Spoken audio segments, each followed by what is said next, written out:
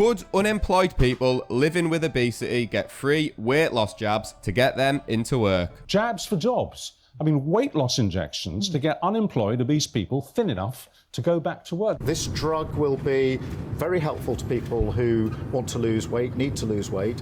Very important for the economy so that people can get back into work. Very important for the NHS because, as I've said time and again, yes, we need more money for our NHS, but we've got to think differently. We've got to reduce the pressure on the NHS. What on earth has led us to this point? Are we really such an unhealthy, overweight, obese nation that the government now has to administer weight loss jabs to get overweight people slimmed down enough to get back into work? Well, according to the Health Secretary, widening waistbands are a burden on Britain, and Wes Streeting is seeming to advocate that the long-term benefits of weight loss drugs could be monumental in our approach to tackling obesity. So this doesn't look like it's a gimmick. It doesn't look like it's a distraction.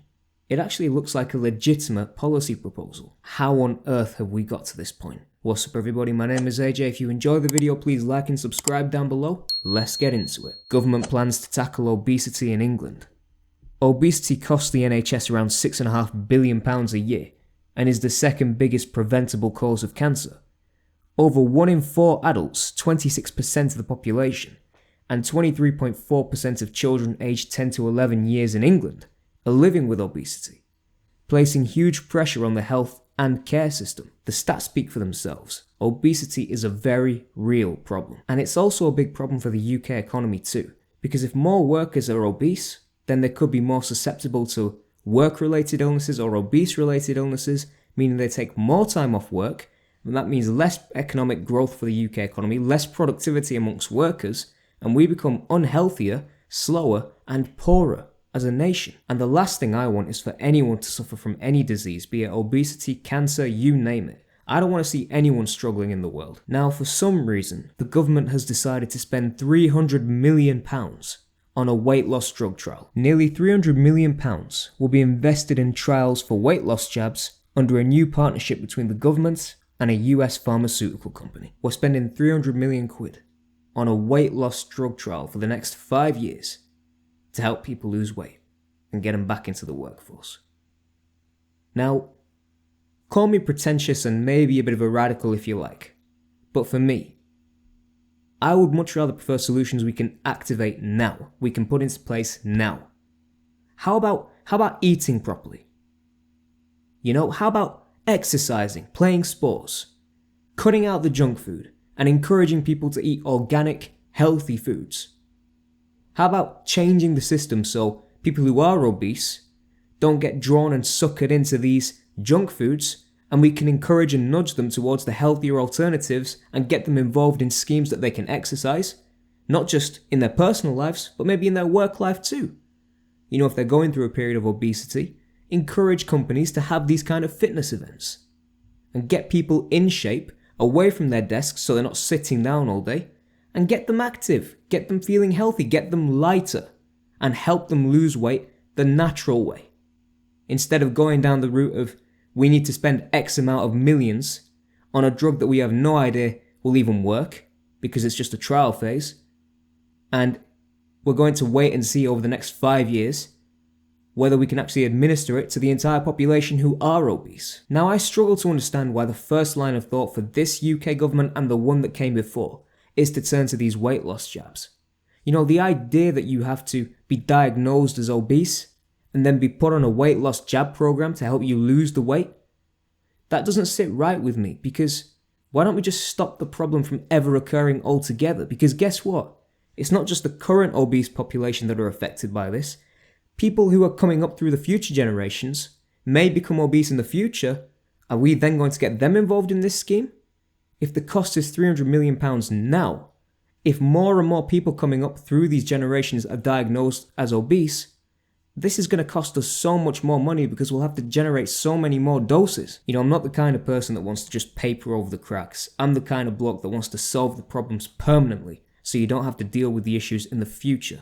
Once you've got rid of the problems now, that's it. No more. You don't need to worry about it ever again. And that's what I'd like to see happen when it comes to obesity, is let's actually try and solve this problem so we never have to worry about it again in the future. Not just for ourselves, but for the future generations as well. And I'm not the only one thinking this way. Take a listen. 27 stone. I'm trying to rectify these things. I'm trying to sort it out now. You know, I've got time on my hands. I've got money. You know, things aren't that bad. I can change things, you know. Do you think this is a good idea, what the government are doing? It's a gimmick. 3,000 people in a 5-year trial. I mean, I think the whole thing's kind of nonsense. I mean, will it actually come to light? Probably not. I mean, most things never do when it comes from the government. But I think the idea is probably good for people that are overweight and that is their reason for not working. But I feel like, you know, it's not going to solve the issue, is it? I mean, let's be honest, you know, it's not going to solve the issue. I mean, you giving somebody a skinny pen isn't going to make them say, oh, I'm going to go get a job now. You know, that's got to come from the person themselves as well, you know. I think they're going for the wrong area. Now, I am glad that obesity is being recognised by the government as a problem amongst normal, everyday working people.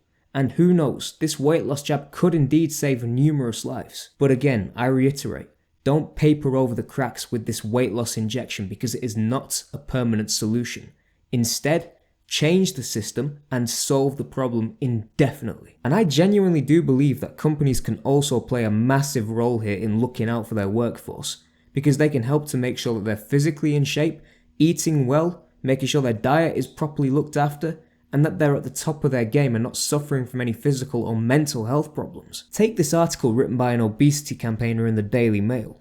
British firms should measure employees' waists like they do in Japan to keep staff slim. Brits should be made to have their waistlines measured at work, according to a prominent obesity campaigner. And their bosses would even face fines if too many of their workers are too fat, under the Japanese-style measures.